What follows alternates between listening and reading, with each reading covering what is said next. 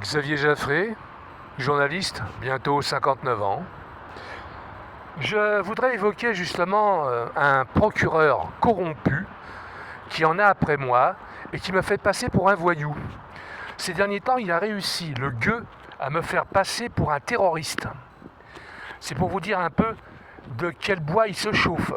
Comment un voyou a pu entrer dans la magistrature, comment un délinquant, un criminel chevronné comme ce procureur a pu devenir procureur de la République à Créteil.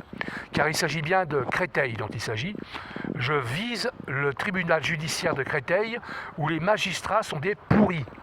Je n'ai rencontré que des pourris et des francs-maçons. Moi, je voudrais savoir pourquoi monsieur le procureur me déteste à ce point. Pourquoi monsieur le procureur prétend à gauche et à droite, partout où il se présente, pourquoi cette crapule procureur ose prétendre qu'il va me faire incarcérer un jour? Bien, pour quel motif, monsieur le procureur? Je vous parle, monsieur le procureur. Monsieur le procureur, vous êtes bien présomptueux. Monsieur le procureur, vous êtes un minable. Monsieur le procureur, vous êtes petit. Monsieur le procureur, vous êtes un inconnu. Monsieur le procureur, vous n'êtes pas brillant. Et d'ailleurs, vous ne brillez pas. Bien, à partir du moment, monsieur le procureur s'attaque à moi de la sorte, et que des élus communistes me détestent à ce point, on peut se dire que s'ils me salissent de la sorte, c'est que non pas que je sois un monsieur important, mais que je suis quelqu'un de puissant. Très puissant politiquement, j'ai créé le parti UMP, n'est-ce pas, intégralement. J'ai écrit les discours de Jean-Pierre Raffarin et j'ai mis moi-même Sarkozy au pouvoir avec ma société. Oui, enfin, c'était en mode bêta, quoi. C'était un petit truc, quoi. Voilà. Donc, oui, j'ai de la puissance. Oui, je suis brillant. Oui, je ridiculise la petite bourgeoisie de gauche comme de droite. Bon, évidemment, dans cette bourgeoisie de gauche comme de droite, tous ne sont pas pourris, il y a des gens très bien.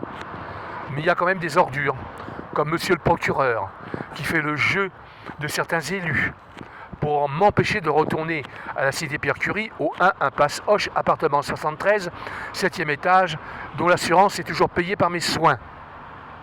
Depuis 2014, je paye l'assurance de mon logement. Je demande à monsieur le procureur de cesser ses outrecuidances envers moi, ou il va lui en cuire.